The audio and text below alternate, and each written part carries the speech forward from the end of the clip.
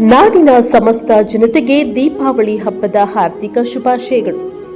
ಜೀವನದಲ್ಲಿ ಬೆಳಕು ಹಬ್ಬಿಸುವ, ಹೃದಯದಲ್ಲಿ ಭರವಸೆಯ ಕಿರಣ ಹೊತ್ತಿರುವ ದೀಪೋತ್ಸವದ ಈ ಪವಿತ್ರ ಕ್ಷಣವು ನಮ್ಮೆಲ್ಲರ ಮನಗಳಲ್ಲಿ ಶಾಂತಿ, ಐಶ್ವರ್ಯ ಮತ್ತು ಆತ್ಮೀಯತೆಯ ಬೆಳಕು ಹರಡಲಿ. ಹಬ್ಬವೆಂದರೆ ಕೇವಲ ಉತ್ಸವವಲ್ಲ, ಅದು ನಮ್ಮ ಪರಂಪರೆ, ಸಂಸ್ಕೃತಿ ಮತ್ತು ಸಮಾನತೆಯ ಆಚರಣೆ. ಇಂದಿನ ಈ ದೀಪಾವಳಿ ಹಬ್ಬವು ಎಲ್ಲರಿಗೂ ಹೊಸ ಉತ್ಸಾಹ, ನವಚೇತನ ಮತ್ತು ಸಮೃದ್ಧ ಜೀವನದ ದಾರಿ ತೋರಲಿ.